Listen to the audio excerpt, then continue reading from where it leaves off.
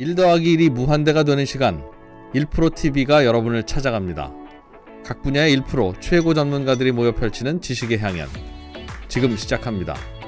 1%TV 꼭 구독해주세요.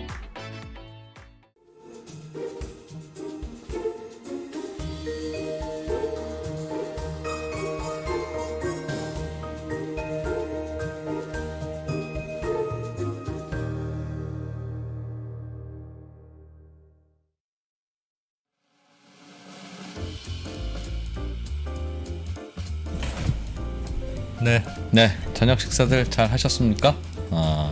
저녁 식사도 하시고 네. 가벼운 산책도 다녀오셨을 것이고 화장실은 수시로 다녀오셨을 것이고 네. 가족들과의 대화도 다 나누셨을 것이고 이제는 백브리핑 보시는 시간입니다. 저희가 그래서 시간 드렸죠? 네. 1시간 30분 드렸고요. 예. 또 뭐 좀 있다가 또 한두 시간 또 드릴 예정입니다. 약간 이런 거 얘기할 때가 좀 미안하긴 하네. 우리부터 살아야 되더라고. 네. 그러니까 뭐 보니까 네. 서로 잡아먹는 분위기예요. 생각해 보니까 네. 그 백브리핑 보시는 분들이 또 네. 글로벌 라이브도 보시고 네, 그럼요. 그렇지 않겠습니까? 전쟁인 거야 이건. 네, 제 살 깎아먹기를 하고 있습니다만 네, 네. 제 살을 깎아먹더라도 많이 깎아먹자. 우리부터 살고 보자. 백브리핑 정신입니다. 오늘은 행복자산관리연구소 김현우 네. 소장님 모시고 이번에도 유익합니다. 오늘은 진짜 유익해요. 2%가 보증합니다. 야, 오늘은 정말 이거 안 보시면 큰일 납니다. 이거. 그리고 그 기획재정부의 그 세제 관련 담당자분들은 네. 보셔야 돼. 보시고 혹시 못 보셨으면 네. 전달 좀 해주십시오. 처음엔 농담 삼아 그냥 2% 국회 갈까요? 뭐 이러고 있었는데 예. 진짜 가야 될 것 진짜 같아. 가야 되나 내가? 이런 생각이 자꾸 매번 아이템마다 이건 참 법을 네. 바꿔야 되는 거네. 예. 이게 아직도 안 바뀌었단 말이야? 네. 라는 생각을 하게 됩니다. 해외 주식 하시는 분들은 진짜 꼭 보셔야 될 것 같습니다. 네. 오늘은 해외 주식 투자하시는 분들이 세금 문제와 관련해서 진짜 조심하셔야 될 거 알려드립니다. 잠시 후에 김현우 소장과 만나보죠. 내가 세상에서 가장 불행한 사람이구나. 집을 나와서 아동보호시설에 갈 때만 해도 그랬어요.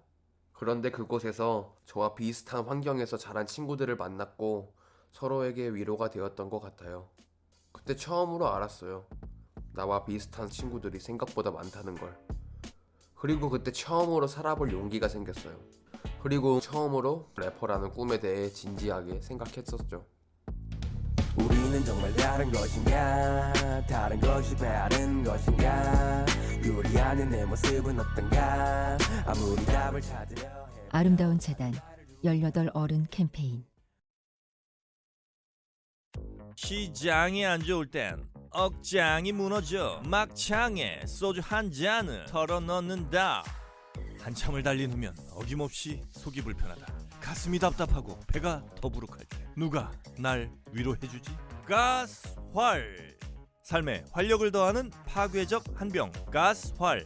동화약품 부채표 가스활.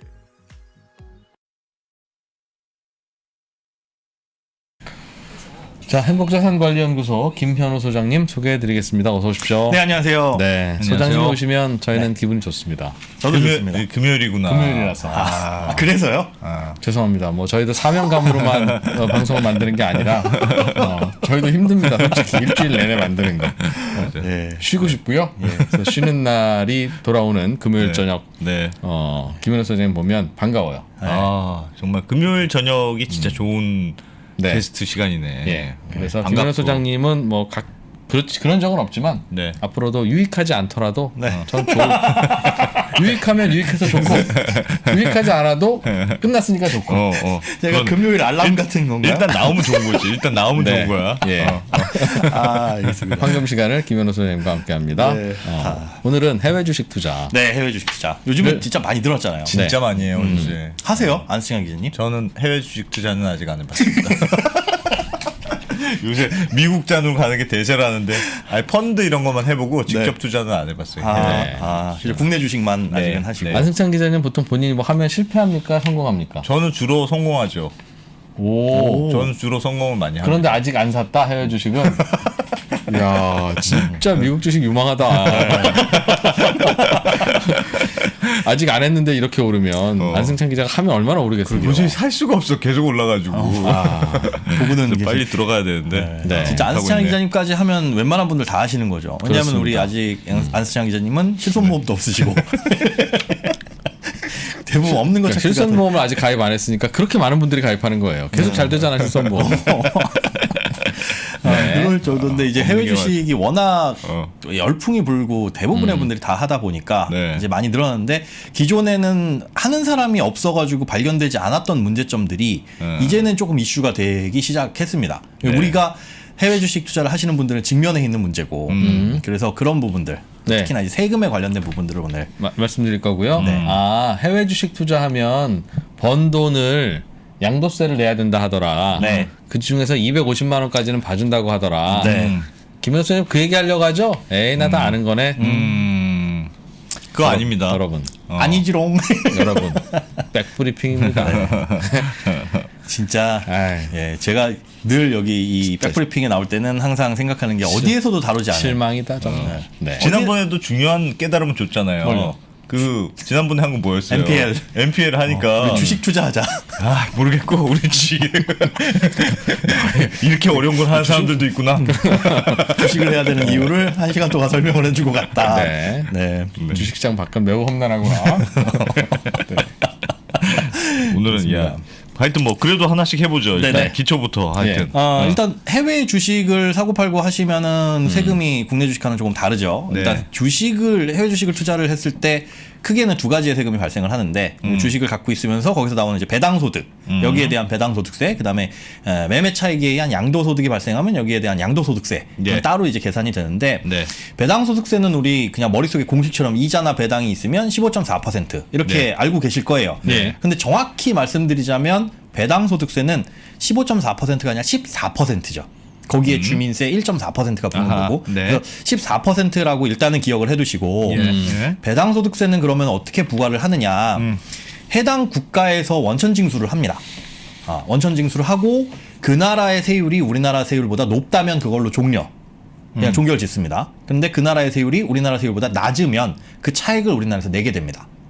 두 나라 중에 높은 세금을 낸다. 높은 세금을 내는 거죠. 진짜 불리하다 정말 세상에. 하여튼 목까지 내라. 네, 꽉 채워서 내라. 꽉 채워서 내라. 그런데 다른 데서 많이 낸 건 우리가 돌려주지도 않겠다라는 네, 거예요. 네, 그래서 미국의 배당소득 진짜 나쁘다. 정말. 아이 진짜. 네. 세금은 배우면 배울수록 그런 원칙이 맞아요. 그래서 대충 알면 야 이게 요게 적용될 수도 있고 요게 적용될 수도 있겠구나. 네. 둘 중에 뭐가 답일까? 뻔합니다. 둘 중에 나한테 불리한 게 답이야. 항상 그쪽으로 돼 있어. 납세자 네, 입장에서 야 이러면 내가 불리한데 혹시 이거야? 그러면 항상 그겁니다. 네. 맞아요. 정확합니다. 왜 반대로 하면 피해가니까 피해가는 걸 막으려고 그러는 거죠. 대부분의 경우에서 그런 게 근데 많은데 이건 아니라고 생각해. 그러니까 네. 이렇게 해석할 수도 있고 저렇게 해석할 수 있으면 사실은 납세자가 유리한 쪽으로 해석하는 게 세법의 원칙이고 이미 있어요. 그런 조항도. 그런데 해석을 그렇게 안 해주는 것 너무합니다 정말. 약관의 해석도 그렇잖아요. 약관에서 모호한 부분은 이제 소비자에게 유리하게 해석을 한다. 어쨌든. 어쨌든 그렇습니다. 14%. 네네. 그런데 우리나라의 세율이 14%잖아요. 예. 미국은 15%입니다. 어허. 그러면 미국에서 15% 우리나라는 15.4% 더 내야 되나 이게 아니라 네. 아까 처음에 말씀드린 우리나라의 이자나 배당소득세는 14%니까 네. 미국은 미국에서 원천징수하고 끝이에요. 어허. 그렇게 좀 끝나는 높으니까. 거예요. 더 냈으니까. 네. 더 냈으니까. 더 냈으니까. 그래서 미국 주식에서 발생하는 배당소득세는 15% 내고 끝이다라고 보시면 되고 중국은 10%입니다. 중국은 10%니까 우리나라 14%. 그럼 차액 4% 내야 4% 되네. 있죠. 4% 내야 되는데 우리나라에서 세금 낼 때는 4% 플러스 주민세. 주민세 0.4%가 그러니까 지방세제. 4.4%를 더 내는 거. 아하. 그래서 중국에서 발생한 배당소득은 14.4%. 미국은 미국 쪽에 15%. 이러고 끝나는 거예요. 알겠어요. 그럼 중국 주식에서 배당을 받으면 네. 나머지 더 내야 될 세금은 증권사가 알아서 또 뗍니까? 그렇습니다. 나는 가만히 있어도. 네, 나는 가만히 있어도 되고. 자, 그렇게 해가지고 이제 배당이 축축축축 들어오잖아요. 네. 그런데 이 배당이 연간 2천만 원을 단돈 1원이라도 초과하게 되면 이 2천만 원을 전부 다 다른 소득과 합산하는 금융소득 종합과세 대상에 걸리게 되는 거죠. 이건 네. 세전입니다. 네. 근데 요즘에 뭐 미국 주식 해보신 분들 알겠지만 짭짤합니다. 배당률 자체가 네. 뭐 적게는 한 5에서 6%, 뭐 리치 같은 경우에 많으면 뭐 10% 넘어가는 것들도 있어서 목돈을 쭉 오랫동안 담아 놓으시는 분들은 이게 연간 얼마가 넘어가느냐. 일단 1번 걱정해야 될 게 2천만 원이고 나중에 이제 지역가입자 건강보험료 지역가입자이신 분들은 1,000만 원. 요건 이제 뒤에서 설명드릴 거예요. 1,000만 원을 기억해 두셔야 된다. 네. 그것만 살짝 기억해 주시면 되고. 그리고 배당소득은 원천징수하니까 내가 신경 쓸 건 없고 없다. 2천 넘어가면 그때부터 다른 것과 합산해서 합산해서. 높아진다. 배당소득이 배당소득이 양도로 그러니까 사고 팔아서 번 돈 빨고 가만히 있는데 배당이 들어와서 번 돈이 1년에 2천만 원이 넘으면 그렇죠. 이건 좀 고민거리다. 네, 그건 고민거리입니다. 2천만 원 넘으려면 뭐 많이 넣어야 될 것 한 같은데. 2억 정도만 있어도 미국의 RA, REM 뭐 이런 거 넣어놓으면 그렇지. 충분히 2억 정도는 누구나 책상 서랍에 있잖아요. 있어요? 막 흔하게 돌아다니는 거 아니야 지금? 조심해야지 그러니까. 알겠어요. 좋네요. 알겠어요. 네. 트레이딩 어쨌든. 수익도 아니고 배당 수익 2천만 원이면 그가 세금 내고 말겠다라고 하시는데 그 세율이 꽤 높기 때문에 네. 다른 것과 합산돼서 이것도 이 조정을 좀 해봐야 알겠습니다. 됩니다. 네. 그리고? 일단 이제 배당 소득은 그래요. 그런데 이제 양도 차익에 대한 거 우리가 매매 차익이라도 하죠. 100달러에 샀는데 이게 1000달러가 됐다. 와 900달러 벌었다. 이 900달러에 대한 세금은 쉽게 얘기해서 해외에서 발생한 건 250만 원을 공제하고 250만 원은 안 본 셈쳐. 그렇죠. 그래 그건 그 정도는 뭐 하고 먹어. 나머지에 대해서는 22% 분류 과세를 합니다. 분류 과세라는 건 뭐예요? 우리가 가끔가다 들어보면 분리 과세라는 게 있고 네. 분류 과세라는 게 있는데 네. 분리 과세는 원래 이거 합산해서 잠깐 떼놓은 느낌. 그래서 이자나 배당 소득은 잠깐 분리해서 과세하다가 이게 조금 넘어가게 되면 합산해요. 분류 과세는 이게 아무리 넘어가도 뭐 그런 거 없이 걔만 그냥 따로 보는 거. 양도세, 퇴직세, 퇴직소득세, 뭐 상속세나 증여세 이런 것들은 다른 것과 보지 않고 그걸로만 판단하는. 그걸로만 네네. 세율을 매긴다. 네. 그래서 양도 차익이 해외 주식에 대한 양도 차익이 아무리 높아져도 그거는 걱정할 필요 없다. 세율은 단일로 22%를 2천만 원 넘어갔다 걱정하고 할 거 없다. 그런 거 없어요. 그냥 알겠어요. 250 공제하고 나머지 넘어가는 거에 대해서는 곱하기 그냥 22% 지방세 포함해서 네. 그렇게 네. 해가지고 세금을 내게 되는데 네. 다만 여기서 이제 재미난 게 손실을 상계합니다. 네. 플러스 난 거 마이너스 난 걸 퉁친다라는 거죠. 그 뭐라 그러던데? 그 용어가 있던데. 알겠어요. 아무튼. 손익통산. 손익통산. 네, 괜히 제가 어려운 말을 안 쓰는 게 어려운 말 쓰면 잠깐 집중력이 흐트러집니다. 네. 합쳐서 네. 마이너스 난 거 있고 네. 플러스 난 거 있으면 네. 마이너스 1000 네. 플러스 2000. 네. 그러면 그냥 1000만 천으로 본다. 수익 난 걸로 생각하고 거기에다 곱하기 22%. 그렇죠. 뭐 빼기 250 한 다음에 그런데 그거는 미국이든 중국이든 뭐 일본이든 유럽이든 한 거 다 네. 합쳐가지고 네. 합쳐가지고 계산합니다. 그러니까 중국에서 마이너스 1000, 미국에서 플러스 1000을 하면 나는 퉁 해가지고 0 이런 셈입니다. 네. 여기까지는 다들 아실 거예요. 네. 또 하나. 네. 주식으로는 좀 벌었는데 네. 단타를 많이 치는 바람에 네. 수수료를 많이 내서 그래서 별로 못 벌었어요. 네. 그래도 주식으로 번 돈에 대해서는 세금 냅니까? 아니요. 일단 그건 비용으로 공제합니다. 수수료까지 수수료도 비용으로. 예, 비용으로 공제하고 그 다음에 250을 까줘요. 그러면 쉽게 얘기하면 해외 주식 계좌의 연말과 연초를 비교해서 돈이 얼마나 불었니? 네가 돈을 넣거나 빼지 않았다면 네. 그게 그냥 과표네요. 팔았을 때를 기준하죠. 팔으면 돈이 들어오니까. 팔지 않고 테슬라를 내가 뭐 700달러에 샀는데 이게 뭐 1200이 됐어. 팔지 않으면 이건 수익이 아닙니다. 그렇죠. 팔아가지고 확정 지어야 되는데. 그래서 잔고 통장으로 왔을 때. 그렇죠. 오케이. 와야 됐을 때 그걸 기준으로 하는데 여기서 까먹기 전에 우리가 해외 주식 거래할 때 환율 따지잖아요. 원래 근데 환차익에 대해서는 세금이 없습니다. 원래는. 네. 그렇잖아요. 예, 우리가 예. 뭐 그렇죠.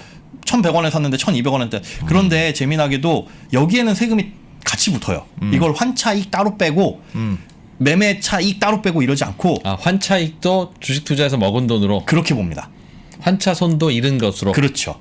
그렇게 보니까 뭐 어떻게든 환차손 차익 나쁘지 않아라고 하는데 이거는 합쳐서 계산하는 거 그거는 이제 알고 계시고 쉽다. 네. 네. 아니요. 쉽죠? 여기까지 이해 잘 되고 있어요. 잘 되고 있어. 자, 그런데 문제는 내가 테슬라를 500달러에 사가지고 1000달러에 팔았다. 플러스 500 이렇게 생각하시면 안 되는 경우가 있다는 겁니다. 분명히 플러스 500이라고 찍혀 있는데도 불구하고 그게 무슨 말이에요? 500이 아니라 500이 더 될 수도 있고 덜 될 수도 있다는 거. 왜 그러냐면 야 이거 지금부터 중요한 거 같아. 이게 중요한 겁니다. 심화 과정이에요. 이제 여러분들 심화 과정. 이게 중요한 겁니다. 왜일까요? 아시는 분들 있으면 슈퍼챗 쏘시면서 저용하세요.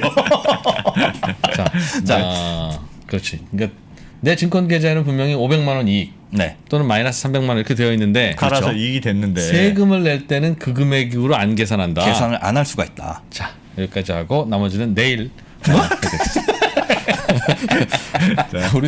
우리도 한 2만 명 모아서 모아놓고 한번 해보자. 좀. 네. 네. 이게 왜요? 내 다시 사면 괜찮아요. 그런 경우 있어요. 네, 저거부터 네, 먼저 네. 설명을 드릴게요. 네. 플러스가 많이 났어요. 네. 테슬라에서 플러스가 많이 만 달러 났다고 쳐요. 그런데 뭘 사서 망한 거 뭐 있을까요? 요즘에 뭐 하여튼 다른 걸 어떤 게 사가지고 마이너스가 많이 났어. G 많이 떨어졌더라. G. 반토막이 났어요. 그래서 여기서 플러스 $10,000인데 여기서 마이너스 거의 $10,000야. 네. 그런 거를 얘는 정리할 거 아니라 언젠가는 올라갈 것 같아요. 네. 그럼 오늘 팔았다가 다시 사면 네. 고가격에 사는 거니까 수수료 뭐 이것저것 떼면은 그냥 퉁 쳐지는 것 같잖아요. 네. 근데 이럴 때도 조심을 해야 될 게 있습니다. 지금부터 설명드릴 게 바로 예. 요건데 예. 자, 우리가 양도세를 낼 때 가장 중요한 건 뭐냐면 이거를 얼마에 사서 얼마에 팔았느냐입니다.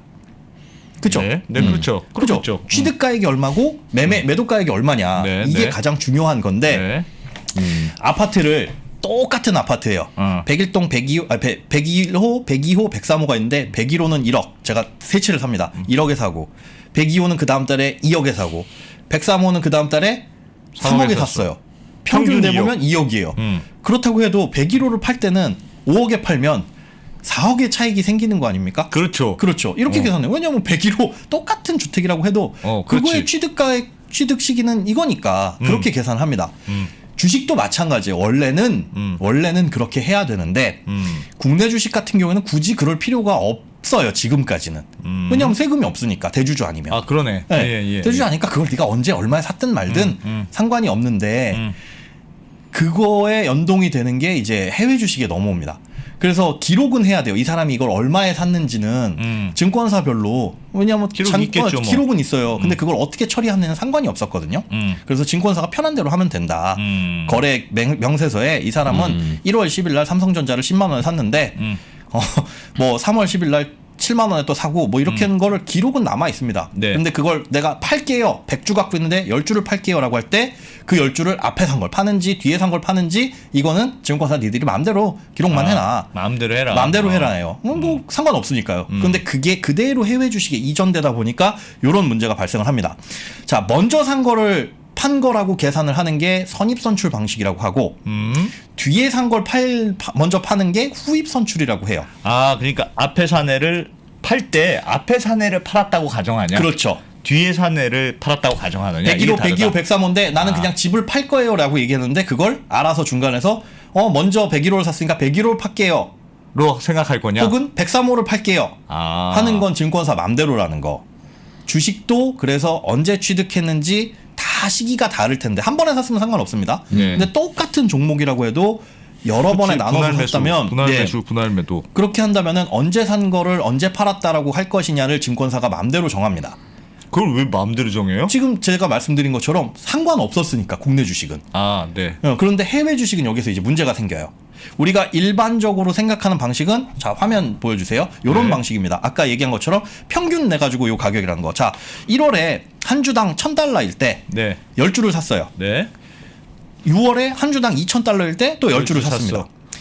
한 주당 $3,000일 때 또 10주를 샀어요. 불타기. 확 했는데 어휴, 부러워. 근데 문제는 주식 투자는 저렇게 하는 거래. 근데 이게 꼬꾸라졌어요. 네. 한 주당 $2,000로. 근데 제가 갖고 있는 건 총 30주죠. 네. 보유주식은. 예. 그리고 지금 총 매수 금액은 1,000, 예. 2,000, 3,000 하니까 $6,000고. 네. 현재 주식 가격 $2,000 곱하기 30주 해도 $6,000입니다. 그래서 결국은 계좌상 수익은 뭐 수수료 빼고요. 퉁이에요. 본전입니다. 자, 이동평균 방식에서 국내 주식을 계산할 때는 그리고 이동평균 방식이란 걸 쓰는 증권사에서는 저 여기서 10주 팔래요 그러면은 당연히 한 주당 $2,000 주식 10주를 그냥 파니까 네. 손익은 빵입니다. 예. 그런데 문제는 선입선출 방식에서 저 10주 팔래요라고 했을 때 이거 먼저 팔리게 되는 증권사들이 있어요. 아, 어떤 증권사는 10주 팔래요 그러면 먼저 사신 10주부터 팔아준다 이거죠? 그렇죠. 그러면 1,000원 자, 그렇게 되면 어떻게 되냐? 이걸 판게 되잖아요. 네. 실제로는 제 그 계좌상에는 빵원이라고 나오는데 네. 양도세 신고하려고 세무사에 신고하는 자료에는 어떻게 찍혀 있냐면 자 이분은 1월에 $1,000에 산 거 10주를 지금 $2,000에 팔았습니다. 네. 라고 와. 해서 플러스 $10,000. 당연히 와. 과세 대상이죠. 와. 이렇게 찍힙니다. 그러면 이분은 세금을 내야 되겠네. 내야 됩니다. 난 신고를- 똔똔인데. 네. 와. 나는 똔똔이지만 세금을 내셔야 돼요. 문제는 저거를 뭐 12월 전에 알면 네. 아 그럼 내가 $3,000에 산 걸 비싸게 산 것도 좀 팔아서 수익을 좀 퉁쳐야겠구나. 퉁쳐서 낮춰야 되겠다라고 할 텐데 네. 문제는 이게 세금 낼 때가 되면 이미 작년이 지나버린 거니까 그렇죠. 어떻게 할 방법이 없다는 거. 내년 5월에 신고를 하셔야 돼요. 국내 네. 이 해외 주식 거래를 하신 분들은 이제 5월 한 달간 신고를 하는데 그때 뭘 하냐? 증권사에서 막 문자가 날라올 겁니다. 4월에 저희가 신고 대행해 드릴게요 하는 문자들이 날라오는데 뭐 그걸 날라와서 받고 하든 뭐 하든 증권사에서 제가 테슬라를 몇 주 샀고요. 뭐를 몇 주 샀고 몇 주에 팔았고요 하는 그 거래 내역서가 쭉 뽑아볼 수가 있어요. 예. 이걸 바탕으로 홈택스 들어가가지고 입력해서 신고를 하는 겁니다. 그런데 그걸 딱 봤더니 나는 분명히 작년에 해외 주식 투자 1년 동안 열심히 했는데 그냥 퉁쳤어. 제로라고 생각했어. 그런데 여기 보니까 고객님은 세무서에 신고된 게 플러스 $10,000 이렇게 찍힐 수 있다는 거죠. 그럼 그때 가서 세금은 내셔야 되는 거고요. 이런 일이 발생을 합니다. 야. 그런데 재미난 건 이걸 이제 선입 선출 방식이라고 하는데 네. 네. 후입 선출 방식도 있어요. 화면 다시 한 번만 띄워주세요. 아까 네. 좀 전에 말씀드린 건 과세 대상이 이렇게 생기는데 이걸 먼저 팔았다라고 기록하는 증권사들도 있을 거 아니에요. 그렇죠. 네, 예. 그렇게 되면 어떻게 되냐? 나는 퉁인데 내 계좌에서 팔았는데 고객님 실현손익 빵 라고 되는데 마이너스 $10,000가 되는 겁니다. $10,000가 되는 건데. 예, 예. 이런 경우에는 그렇게 해서 신고가 되는 겁니다. 이게 증권사마다 다릅니다. 저것도 함부로 저렇게 하면 안 되고 저런 거라면 이익이 많이 나는 해에 저렇게 팔았어야 팔아야죠. 나에게 절세가 되는 거라서 그렇죠. 저것도 그냥 뭐 현금 필요하니까 정리할래라고 했다가 네. 괜히 아까운 그러니까 세금 낼 때 생각하면 아까운 이른바 우리 세금 내려면 영수증 많이 모아놔야 된다고 하잖아요. 예, 예. 아까운 영수증 그냥 불살라 버린 거지 저게. 그렇죠. 그런 세금 거죠. 아끼는 쿠폰. 아니 그러면 네. 선입선출, 후입선출 방식이 증권사마다 다른데 네. 평균으로 해주는 증권사도 있어요? 있어요. 평균으로 해주는 증권사도 있고. 예. 선입 선출로 하는 증권사가 대부분이고 있고. 후입 선출로 하는 증권사를 찾아보니까 한 군데고 선입선출이 제일 많고 제일 많습니다. 평균으로 하는 데도 있고. 그래서 여러분 예. 그래서 매수할 때는 네. 한꺼번에 해야 돼. 아니 뭘 불타기가 분할 좋다고 매수를 해가지고 불과 한 7분 전쯤에 저게 좋은 겁니다라고 그냥 불타기가 좋은 거라고 그냥 말씀하셨죠. 한꺼번에 호가를 다 잡아먹더라도 그리고 나서 딱 덮어두는 거지. 뭘 아니다 싶으면 안 사고 네. 기다 싶으면 다 사는 거지. 지금 계속 채팅창에 질문이 올라오는데 네네. 평균으로도 되는 증권사가 있답니다. 있습니다. 평균으로도 있어요. 있어요. 그래서 네, 이거는 네. 원래 어디까지 저기 그냥 증권사별로 그래서 파실 때 알아보셔야 됩니다. 라고 얘기를 하면 되죠. 네. 하지만 백브리핑이잖아요. 여러분들의 시간을 아껴드려요. 제가 ISA 설명할 때 뭐라고 말씀드려요? 여기 이벤트 요거 그래, 찾아가서 그거. 하세요. 하셨어요? 10만 원, 10만 원. 받자. 전 돈이 없어서 계좌에 2,000을 넣을 수가 없어서 못했는데 네. 자 그래서 여러분들의 시간을 아껴드리기 위해서 이걸 증권사별로 다 전화를 해서 알아봤습니다. 우와. 자 화면 한 번만 띄워주세요. 우와, 이게 근데 이게 엑기스네. 막노동이었던 게 뭐냐면 네. 증권사 직원들도 잘 모르는 증권사들이 있어요. 이야. 그래서 꽤 시간이 별거 아닌데 오래 걸렸다라는 제 이게 생색 좀 내고 시작하겠습니다. 네.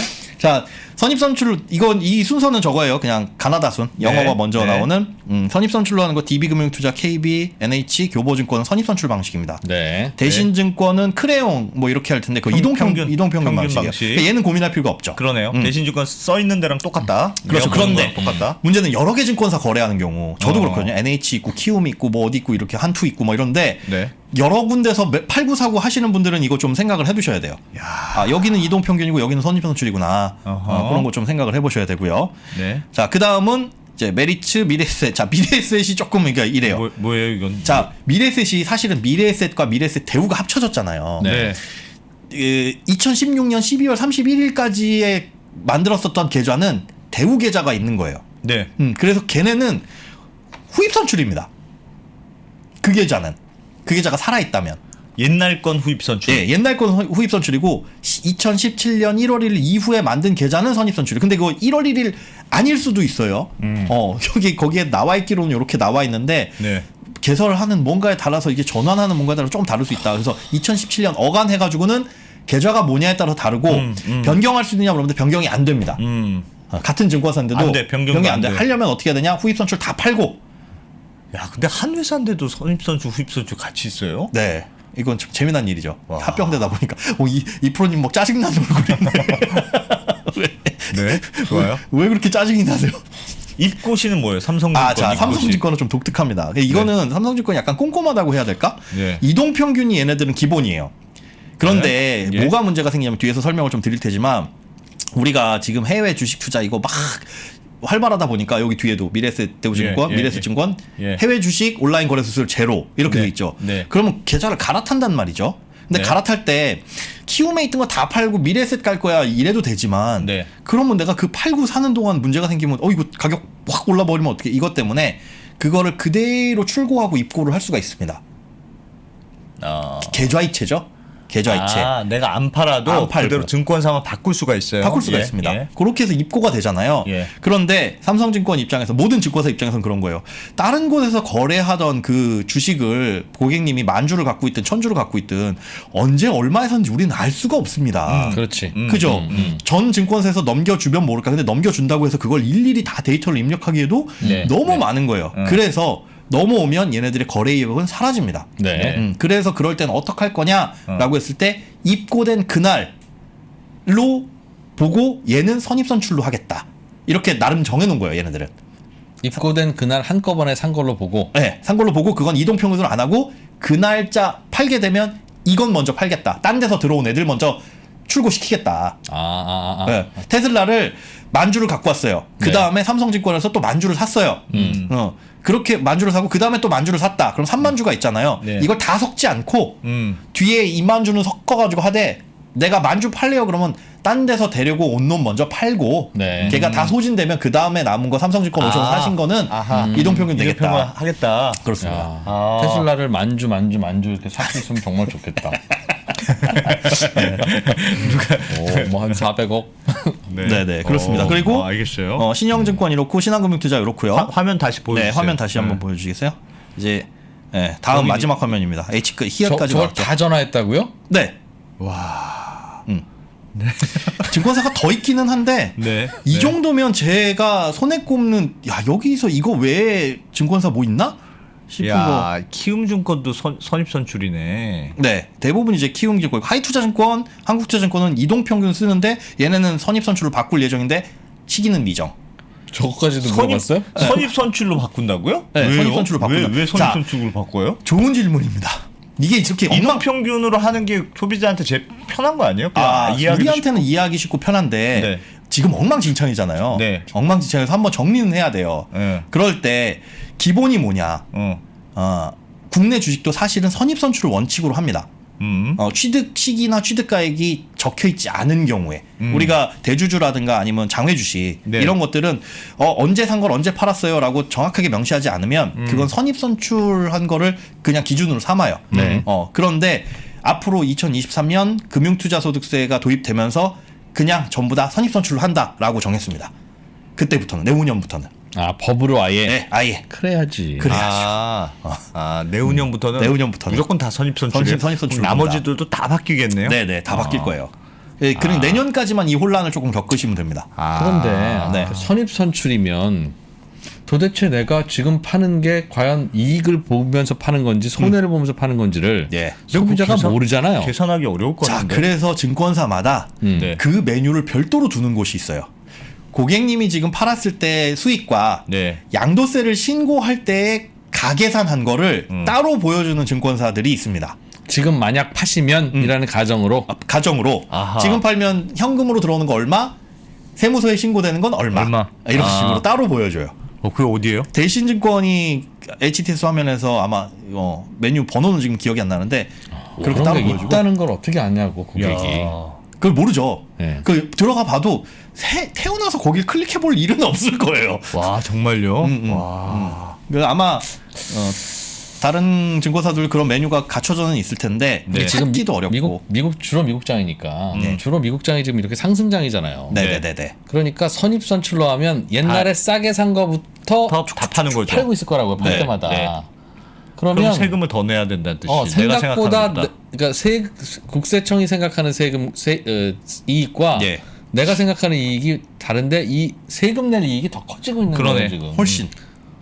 그럼 내가 생각해서 난 250만 원까지만 맞춰야지 환율 딱 꼼꼼하게 계산해가지고 지금 환율 그 결제일 기준이니까 그거 다 계산해가지고 딱 오케이 248만 5천 원 이렇게 해놓고 팔아야겠다라고 나름 계산했어도 국세청에서 신고되는 건 저기 옛날에 사신 겁니다. 500달러에 산 거 지금 천슬라에 팔았습니다. 이러면 이거는 아니야. 이러면 안 돼. 이러면 와. 근데 제가 항상 그렇잖아요. 네. 어떻게 해석해도 괜찮은 거고 결국은 개념이 맞다면 가능하면 그 다음부터는 납세자한테 유리하게 해줘야 되는데 네. 주식이라고 하는 것은 모든 자산은 기본적으로 우상향 아닙니까? 네. 그렇죠.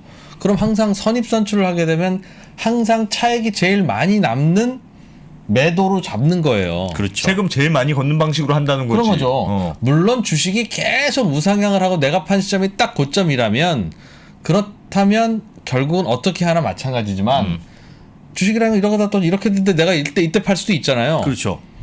그런데도 나는 세금을 내야 되는 거예요. 네. 안 내게 될 수 있는 상황도 아까 내게 말씀드린 되는 선입선출에서 결국은 나는 내가 죽기 전에 내가 한 20년 해외 투자했는데 결국은 똔똔이네. 라고 했어도 고객님 서프라이즈 세금은 내셔야 됩니다. 그게 나오는 거 그게 네. 선입선출이기 때문에 이거 지금 화면 다시 띄워주시면 이런 문제가 생길 수 있죠. 이렇게 나는 평생을 1월이 아니라 2021년, 2026년, 2020년 쫙 해서 축축축축축 우리 분할 매수 해가지고 연금 넣기 쫙 하잖아요. 그런데 돈이 필요해. 마지막에 가지고 보니까 주가가 반토막 났네. 그래도 다행히 분할 매수해서 물타기 해가지고 퉁이다 해도 과세 대상이 될 수 있다는 겁니다. 아니 그러면 지금은 네.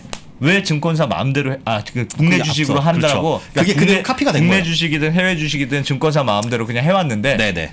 그런데 거기에 따라서 해외 주식도 똑같이 그냥 했는데 그렇죠. 그 시스템에 따라서 우리나라 국세청은 그냥 증권사에서 주는 대로 계산한다. 우리는 네네네네. 그 증권사에서 이렇게 계산해서 줬다. 네. 그런 거네요. 그렇게 지금 되는 거예요. 지금은 선입선출 후입선출 막 헷갈리고 있는 거예요 그러면? 네. 그건 그냥 신고된 아니, 대로. 이거는 국세청의 문제가 아니고 증권사들이 이상한 거네. 증권사에서 증권사가 왜 그런 식으로 해? 아니 처음에 정확히 다름이었으니까 아니야. 거래 명세서에 네. 이게 투자를 중개하는 곳이잖아요. 네. 그래서 그 투자를 중개하고 위임해 놓은 곳에서 이분이 언제 사고 언제 팔았다는 걸 기록하는 건 개판이다 개판. 아니 그러니까 예를 들면 저한테 화내지 마세요. 제가 편성하지 마세요. 예를 들면 그렇잖아요. 금요일 제가 기분 좋다고 해놓으시고 야, 이거 제가 HTS에 어느 증권사 위에 삼성증권이면 삼성증권을 골랐어. 예. 그래서 내가 한 거잖아요. 예. 그러면 삼성증권에서 얼마에 사서 얼마에 판 겁니다를 계산해서 국세청에 주는 거잖아요. 그렇죠. 지금은 네. 자기들이 방식을 정해서. 네네.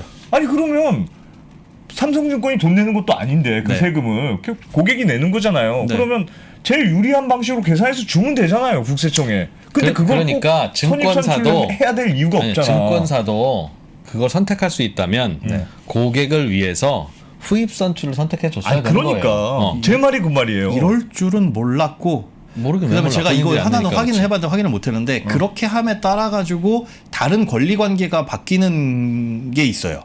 선입 선출하냐 후입 선출하냐에 따라서 주식에 있는 권리 관계가 묘하게 바뀔 수 있는 경우가 있는데 그게 무엇인지는 오늘 이 주식과 관련 없어서 굳이 취재는 안 했습니다. 가장 찝찝하던 부분이었는데 어쩔 수 없이 실토하게 되네요. 후입 선출을 해줘야 네. 고객에게 유리한데 네. 모르겠습니다. 세금은 어차피 고객이 내시는 거고. 아니 그러니까 제가 답답한 게 그런 거예요. 내후년부터 다 선입선출로 바뀐다면서 바뀝니다. 법으로 네네. 바뀐다. 그러니까 그거는 국세청이 선입선출로 하는 방식이 우리한테 유리해. 다 바꿔. 뭐 이렇게 했을 수는 있죠. 근데 난 그래도 그러면 안 된다는 거지. 그러면 안 돼. 그러면 안 그렇게. 된다는 거지. 그럼 그 전이라도 지금은 마음대로 할 수 있잖아요. 증권사가. 저기 나무님 와 계산해보니까 10주 이상 팔면 세금 독박 쓸 뻔했네. 마음대로 할 수 제 있으니까. 덕분입니다. 마음대로 할 수 있을 때는 증권사들이 후입 선출을 해줘야죠. 그쵸. 최소한 올해 내년까지는 해주고 내후년은 우리는 뭐 해드리고 싶지만 국세청에서 어쩔 수 선입 선출 없습니다. 하라니까 뭐 어쩔 수 없이 마칩니다. 그건 그럴 수 있다고 생각해. 근데 이게 안 돼. 이거는 뭐 물론 이제 증권사가 마음대로라고 했지만 시스템을 하루아침에 바꿀 수도 없는 거고 뭐 팔게 되면 자동으로 먼저 산 것부터 먼저 팔게끔 저희는 그렇게 옛날부터 해왔습니다라고 하면 뭐 그게 어쩔 수 없는 거라서 세금이라는 건 제 생각에는 평균으로 하는 게 맞는 것 같긴 한데 평균 매입가를 기준으로 그 평균화해서 팔아서 계산하는 그게 합리적인 것 같긴 한데 예. 다양한 방식에 의해서 과표가 달라진다면 네. 셋 중에 제일 납세자 입장에서 유리한 걸 선택을 해줘야 돼요. 항상. 그러니까 이게 그때 선입선출이 대개는 불리하고 후입선출이 대개는 유리할 것 같으나 또 시장 상황이나 변동에 따라서는 물론 이렇게 달라질 수 있는데 물론 우상향 안 어차피 전산이 있으니까 후입선출, 선입선출 평균법 계산해서 각각 나오는 양도세가 가장 적은 걸 내게 해줘야죠. 아니면 어차피 내 주식이고 내가 산 게 이력이 남아 있다면 네. 고객님 파실 때 언제 거 팔래요? 1월, 6월, 10월 중에 딱 봤을 때 아 지금은 요거 팔고 싶어요. 할 수 있게끔 만들어 주는 근데 게 그것도 알고 해야 되니까 네. 그러지 말고 세 개 중에 제일 유리한 걸로 해주고 아니 그러면 세수가 부족합니다라고 하면 차라리 세율을 올리라고요. 차라리 세율을. 아, 저한테 화내지 마세요. 아니 우리 이프로님 오늘 식사를 못 하셔가지고. 약간 까칠합니다. 아 참. 야, 우리 이거 이프로님 진짜- 식사 못 하셨습니다. 이거 진짜 이상하네. 근데 지금 해외 주식만 이러는 게 아니라 예. 2023년부터는 국내 주식도 똑같이 양도세를 매길 거고 그렇죠. 이 신고를 해야 되는데 네. 그때도 선입선출 무조건이라는 거잖아요. 네.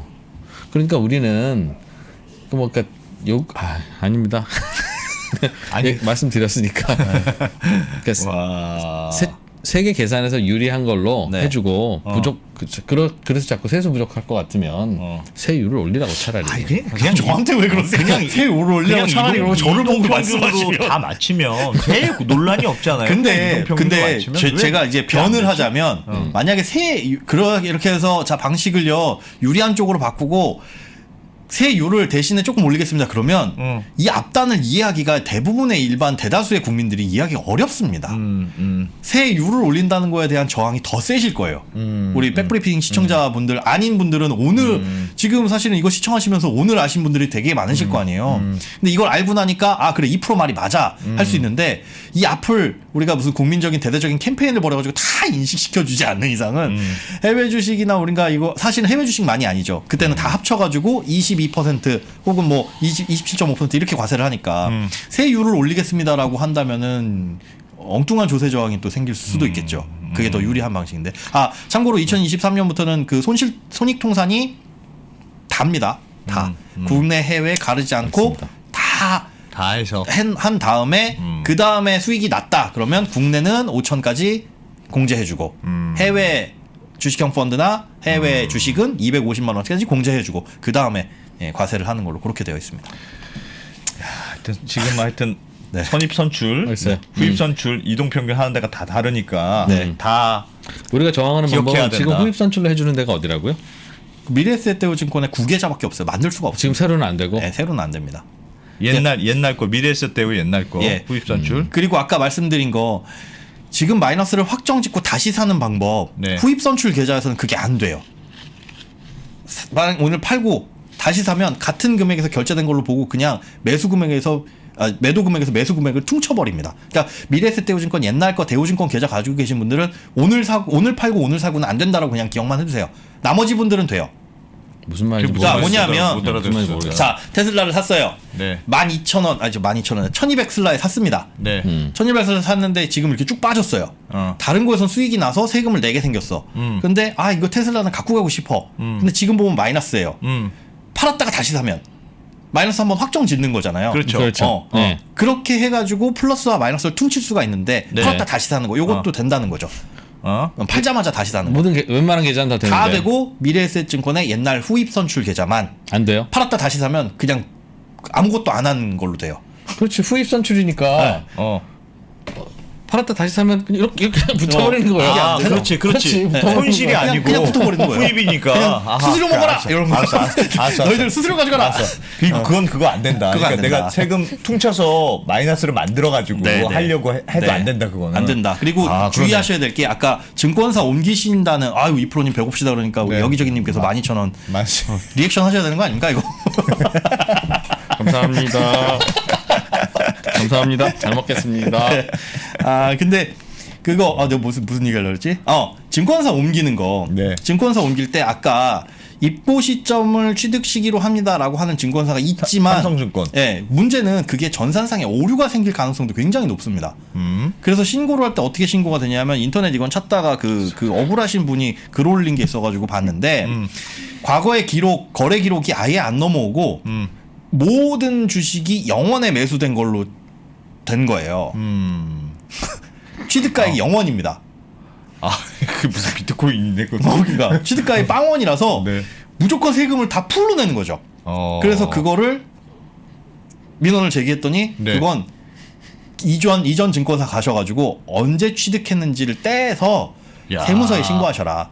우리한테 얘기할 게 아니라 그런 경우도 그런 있어요. 경우도 있어가지고 그래서 이게 증권사 옮기시는 거 저는 웬만하면 비추해요. 증권사 옮기면 이렇게 되어 있으니까 금액이- 팔고 다시 사지 않는 이상 주식을 출고해서 입고시키는 네. 네. 그거 이전시키는 거는 지금 비추합니다. 아. 무슨 문제가 생길지 모르고 1번. 어허. 그다음에 2번. 그렇게 극단적인 오류가 생기면 내가 발견하기가 쉽지만 네. 극단적인 오류는 아니더라도 어정쩡한 오류가 생길 수가 있어요. 그럼 예. 내가 캐치할 수가 없습니다. 아하. 확인할 수가 없잖아요. 어. 이걸 일일이 내가 옛날에 언제 얼마에 어떻게 얼마에 샀지 이거 안 샀는데. 되니까. 그걸 떼보고 진짜 매도 매수 자주 하신 분들은 데이터가 엄청날 텐데 그거 하나하나 보실 수도 없는 거고. 그래서 대개는 이건 매도 매수에 대한 그 세금 조절을 연말에 하잖아요. 예. 연말에 가능하면 이익이 덜 난 것으로 만들어야 세금을 덜 내니까 그 조절을 이제 11월, 12월에 하실 텐데 네. 예. 그러면 난 잘 모르겠고 평균 값으로 계산해주는 증권사로 내 주식을 다 일단 옮겼다가 네. 그럼 내가 보기 좋잖아. 지금 얼마 그렇죠. 벌었는지. 보기 좋죠. 그리고 나서 그럼 이거 팔면 되겠네. 이렇게 하는 거는 좋을 수 있으나 네. 그 과정에서 옮기는 과정에서 오류가 발생할 수 있으니 알겠습니다. 네. 오류가 발생할 수 있으나 그리고 이제 기억해 두실 건 뭐 내년에 기회가 있다면 4월에 말씀드리겠지만 웬만하면 증권사에게 양도세 신고를 대행을 맡기셔라. 맡겨라. 예. 예. 왜냐하면 이거를 내가 신고할 수도 있어요. 홈택스에서 잘 돼 네. 있습니다. 네. 홈택스에 들어가시면 예. 해리 님 지나가셨네. 고맙습니다. 네. 네. 아니 뭐가 이렇게 좋은 말씀을 해주셔가지고 그 뭐지 맡기게 되면 네. 이제 홈택스에 들어가면 그 홈택스 양식의 엑셀 파일을 내려받아서 거기에 있는 엑셀 파일 양식대로 뭐는 얼마에 사서 얼마 이걸 일일이 다 입력을 해야 돼요. 내가 1년 동안 거래한 거를 거래한 걸 다. 네, 취득가액이 얼마고 판 게 얼마다라는 걸 일일이 네. 다 입력을 하셔야 돼서 네. 그게 미칩니다. 그리고 그걸 뭘 보고 입력했나 이렇게 종이를 들여다보고 입력을 할 수도 있지만 증권사에 요청해서 파일로 받을 수 있잖아요. 네. 그걸 컨트롤 C 해가지고 컨트롤 V 해서 붙이게 되면 이 국세청에서 제공한 양식이 깨져버려요. 안 됩니다. 일일이 써야 돼. 일일이 써야 돼요. 나 그냥 수익 안 낼래. 그래서 그냥 수익 안 내고 말래. 그렇게 돼버려. 안 팔아. 장기 투자할 거야. 강제 장기 투자. 그래서 4월 정도 즈음 되면 5월 되셔서 늦어요. 4월 정도 되면 증권사에서 문자 날라오고 홈페이지 들어가면 양도세 대행해드립니다라고 뜰 텐데 그럴 때 대행을 맡기시는 게 좋고 그 다음에 또 한 가지 유의하실 점은 자 예를 들어 미래에셋증권, 뭐 신한증권, NH투자증권 이렇게 세 군데를 내가 해외 주식을 거래한다. 그래서 각각 대행을 맡겨도 됩니다. 그런데 이럴 때는 무슨 문제가 생기냐면 우리 250만 원까지 공제해준다 그랬잖아요. 네. 신고를 할 때 그 250만 원을 얘도 공제, 얘도 공제, 얘도 공제 하면 합산 750이 초과 공제되는 거예요. 그러네요. 잘못 신고가 되는 거죠. 그럴 가능성도 배제할 수는 없습니다. 얘네들이 왜 세무사는 아니고 그냥 우린 고객 서비스 차원에서 해드린 겁니다. 아니 네가 딴 데서 주식을 얼마나 갖고 파는지 내가 어떻게 알아? 할 수 있으니까. 그래서 일부 증권사에서는 이럴 때 다른 것들의 내역을 내시면 우리가 한꺼번에 해줄게요 하는 증권사들도 있어요. 낼 때 무슨 파일로 줘요 그러면? 그렇죠. 파일로 내세요. 엑셀 파일로? 엑셀 파일로 내거나 무슨 PDF 파일로 내거나 얘네들이 지정한 양식이 있을 겁니다. 그런데 그때 가가지고 그것만 맞춰가지고 내면 되니까 아하. 신고를 맡기실 때는 각자 맡기시는 것보다는 한쪽에 몰아가지고 얘네가 요구하는 양식에 맞춰서 나머지 것들을 떼서 보내주는 게 보내주는 게 낫다. 가장 안전하다. 한 회사에 네, 그래서 맡겨라. 4월 정도에 그렇게 하시는 게 아하. 제일 좋습니다. 야, 그렇군요. 막상 직접 했을 때 기억이 안 나는데 걱정했던 것보다 쉽게 했는데 네. 쉬운데 그게 익숙하면 쉽죠. 익숙하시니까 쉬울 텐데 안 해보신 분들은 이거 접근부터 힘드실 거예요. 홈택스 들어가는 거 메뉴부터 생소하고 양도세 계산 우리가 얼마나 해보시겠어요. 그럼 그것도 문제네. 대개는 연말에 그럼 다 팔아야 되나 일단? 그게 지금 뭔가 제일 심플한 정리하려면 다 팔고 다시 사고 연말에 다 팔고 다 팔고 다시 사고 하는 게 가장 깨끗하게 정리할 수 있는 방법이긴 하죠. 아마 내년 정도에는 근데 그럴 소요가 생길 거예요. 왜냐하면 선입선출 방식으로 다 바뀌면 내후년에는 이제 나한테 확실하게 분리해 줄 수가 있네 하는 상황이 생길 수 예전부터 하셨던 있으니까. 분들은 그럴 수 있겠네요. 오래전부터 하셨던 분들은 특히 그럴 수 있죠. 뭐 케이스에 따라서 달라질 수 있으니까 한번 내년 이맘때쯤이면 그걸 좀 꼼꼼하게 고민은 해보셔야 된다. 이걸 뭐 세무사한테 상담을 해봐야 답이 안 나올 수가 있는 게 세무사분들은 취득가액 얼마예요? 증권사에서 서류 갖고 와 보세요. 그거 보고 신고하는 거니까. 지금 핵심은 취득가액을 얼마로 증권사에서 서류를 뽑아주느냐. 이게 무슨 짓인지 모르겠네 정말. 질문이 250만 원 미만도 신고는 해요? 괜찮아요. 안 하셔도 상관없습니다. 안 우리가 해도 되죠? 양도세 이거 신고를 안 하게 되면 그 미신고 가산세라고 해가지고 20%가 붙어요. 근데 이 20%라는 걸 원래 내야 될 세금의 20%. 그러니까 내가 450만 원 벌었네. 그럼 250 퉁치고 200만 원에 대해서 세금을 내야 되잖아요. 22% 44만 원 정도. 근데 이거 신고 안 했다. 그러면 이거의 20% 한 8만 원을 얹어내는 거지. 저 100만 원 벌었는데 신고 안 했어요. 그러면 사실은 낼 세금이 없으니까 이건 나중에 문제될 건 없습니다. 오케이. 네, 그건 신고 안 해도 된다. 문제가 있습니다. 그러니까 정말 해외의 경우는 어떻게 돼 있습니까? 그럼 해외의 경우는 외국은 이런 일에서 세금 어떻게 매기냐? 아까 미국 같은 경우에는 저 지금 슈퍼챗 싸주신 분이 그거 알려주셨거든요. 미국은 다르다. 미국은 어떻게 돼? 저는 미국 안 살아봐서. 워싱턴에 특파원 가본 적이 미국은 없어요. 계좌를 열면요. 테슬라 주식이 100주면 100주 이렇게 꼭 써 있는 게 아니라 테슬라 주식을 10주씩 10번 샀다고 생각하면 10주 잔고줘야 하면 10주 이렇게 되어 있어요. 그렇게 팔자. 그럼 내가 그걸 고르는 거야? 그렇지. 여덟 번째는 요 10주랑 요 10주를 팔자. 땡땡 20주 매도 이게 이렇게 되는 거예요. 그러면 어떤 걸 매도하는지가 결정이 되니까 그게 이제 역시 미국이야. 이건 개인주의라서 네가 스스로 결정하고 네가 스스로 책임져. 거기에서 모르겠으면 중간에 전문가인 세무사를 쓰든가 써야 되는 건데요. 네가 공부를 하든가. 그러지 말고 이게 합리적인 어차피 거죠. 다 전산이잖아요. 이거 다 결국은 그 세무사가 전산으로 하든 증권사가 전산으로 하든 다 가만히 있으면 전산으로 알아서 다 검증되는 거잖아요. 즉 내가 세금 안 내고 버티고 있으면 넌 정확히 얼마를 안 냈어 이놈아 라고 고지서가 날라오잖아요. 심지어 날라올게 할 수 있잖아요. 그렇죠. 그러면 그냥 계산을 해주라고 모든 거래를 다 국세청에 가져가서 양도세 계산을 해서 부과를 하라고요. 저한테 그러세요. 부과를 하라고. 그럼 어차피 우리 뭐 계산하지 마. 제발 좀. 아니, 나 맨날 내가 혼나는 것 같아. 우리가 고객이잖아. 국세청은 서비스 기관이잖아요. 해주면 되잖아요. 왜 해줄 수 있는 걸 안 해주냐고. 국세청이 서비스 기관이라고요? 아니 우리가 월급 주잖아요. 아니 해주면 되잖아. 본인들 개인 돈으로 해주라는 게 아니잖아요. 전산 예산 우리가 주겠다는 거잖아요. 해주고 해줄 때 다만 선입선출 후입선출 이렇게 하지 말고 기왕 전산 투자하는 거 선입선출 후입선출 평균법으로 다 계산해라 양도세.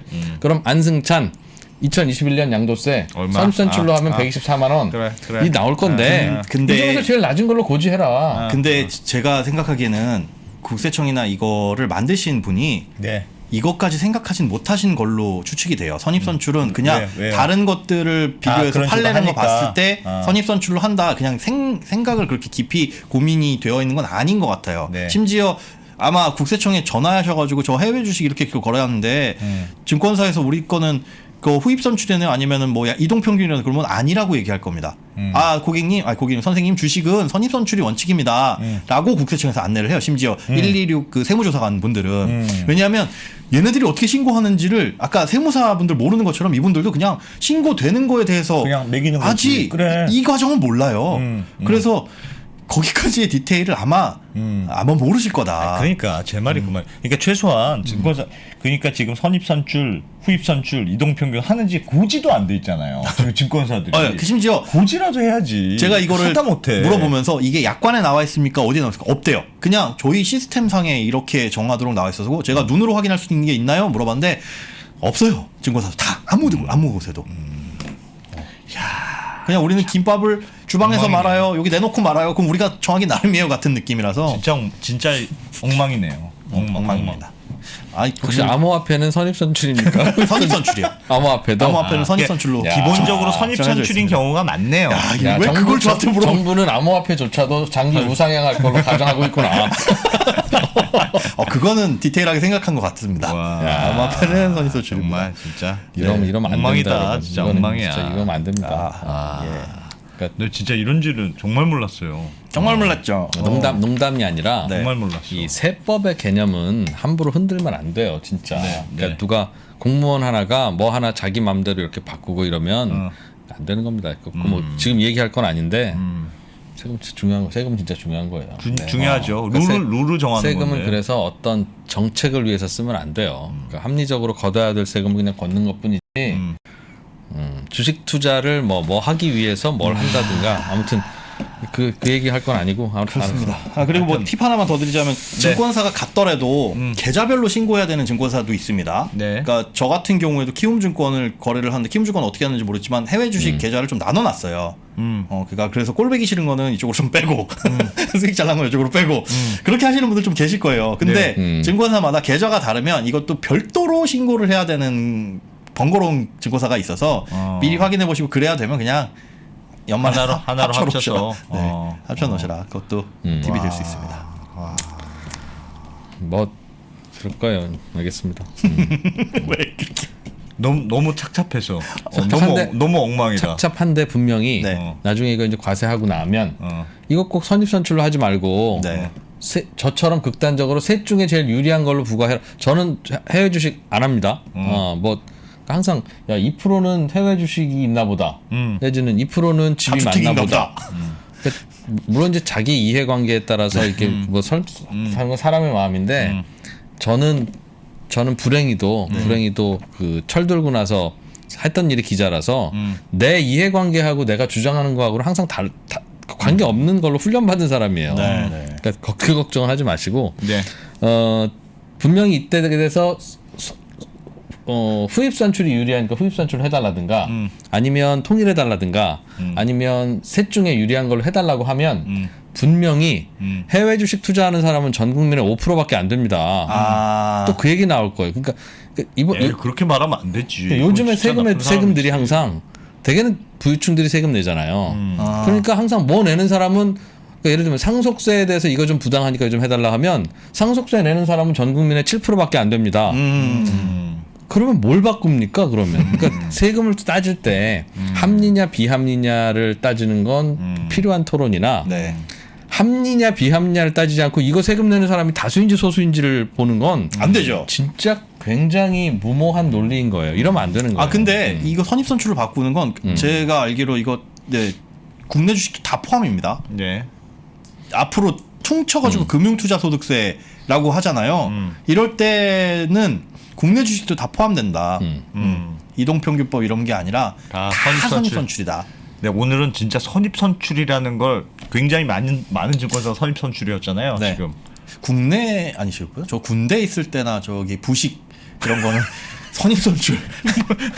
우리가 마트에서 우유 고를 때도 선입선출. 우유 고를 때는 후입선출이죠. 후입선출이네. 이거 유통기한 아이, 이렇게 넣어서 선입선출 이렇게 그거는 선입선출로 좀 사주라 좀. 아 진짜. 여러분들 소비기한 우유는 꽤 깁니다. 생각보다 꽤 깁니다. 아 진짜 그거는 선입선출로 좀 사주세요.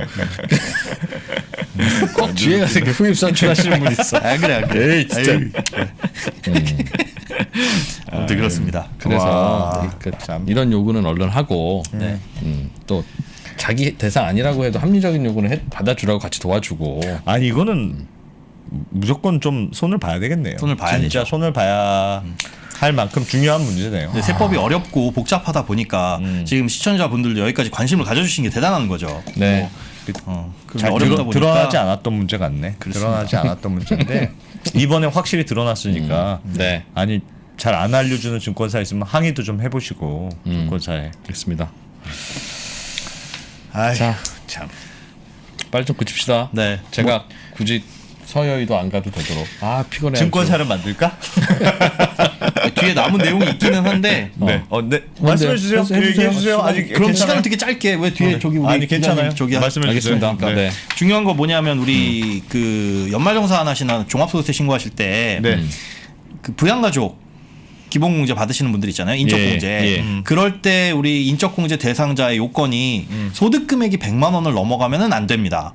네. 소득금액. 근데 이때 소득금액은 뭐냐면 과표가 아니라 소득 금액이에요. 경비를 제외한. 그러니까 해외 주식을 예로 들자면 아까 이 프로님이 해외 주식 샀다 팔았다 하면서 발생한 그 수수료 그건 경비예요. 공제를 하는데 250만 원 수익 난 거 공제하는 거 그거는 머릿속에서 지우셔야 됩니다.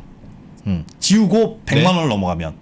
그러니까 나 해외 주식 투자 가지고 200만 원밖에 수익 안 났는데요? 그럼 세금 안 내는데요? 그거와 상관없이 200이면 100이 넘어간 거잖아요. 그럼 연말정산 때 이분이 부양가족으로서 기본공제 대상자가 안 됩니다.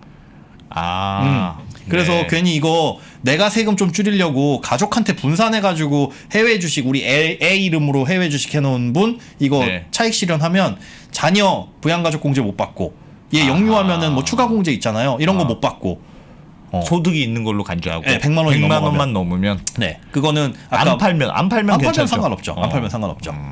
그래서 그런 게 있겠군요. 네 그래서 연말정산 하시거나 이럴 때 그게 사실은 꽤 커요. 요즘 이렇게 자녀들한테 뭐 테슬라 주식 뭐 사주고 이런 분들 많은데 많죠. 되게. 근데 그거를 이제 자녀 이름으로 사놨다가 그걸 팔아버리는 순간 얘는 연간 소득이 100만 원 이상이 생겨버리는 겁니다.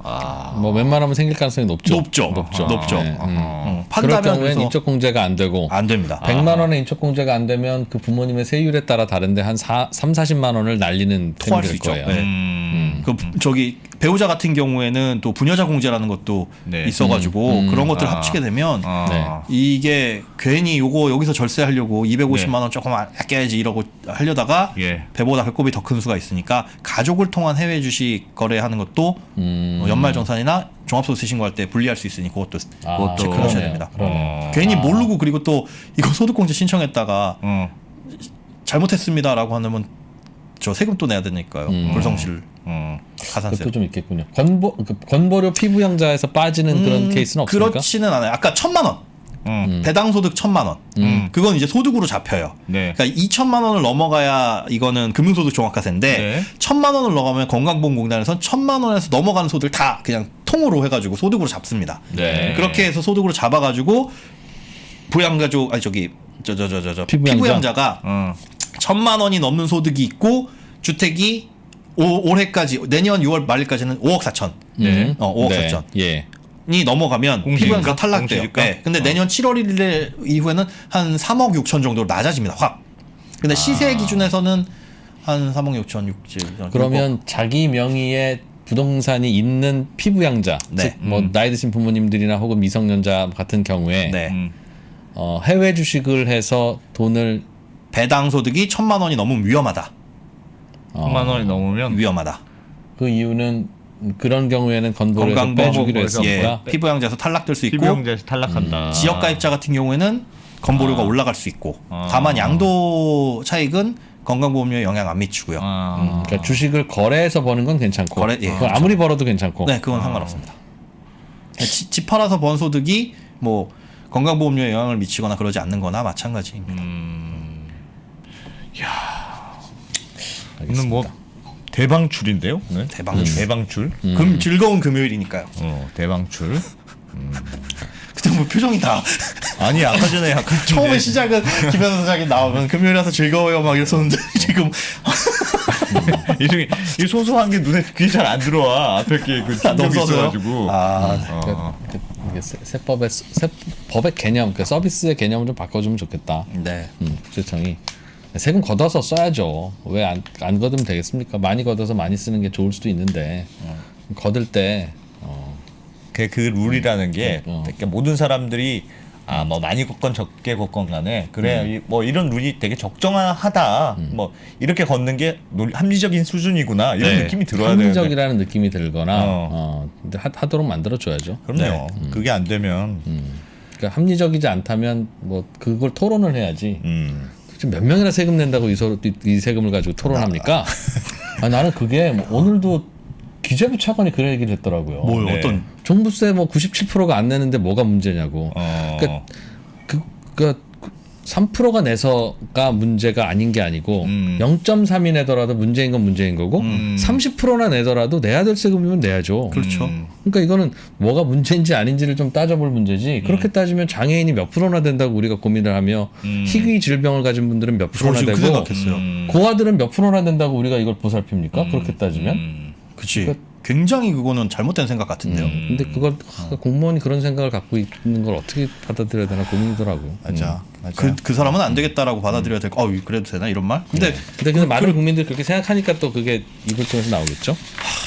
네, 아무튼 그렇습니다. 아무튼 네. 즐거운 야. 금요일이었으나 뭐 아. 계속 다루고 하다 보면 여론화돼서 고쳐주겠죠. 네. 안 되겠다는 게 아니라 불편하지 않게 해달라는 거니까.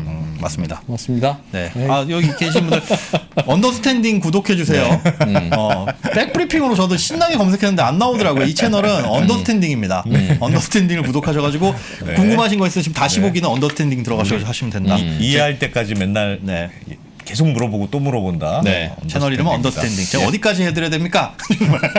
아니 오늘 채팅창에 예. 오늘 복잡게 아저씨 플렉스했다. 복잡게 아저씨가 뭐요? 아이, 오늘 너무 잘하셨다는 뜻입니다. 네. 감사합니다. 고맙습니다. 네, 고맙습니다. 고맙습니다.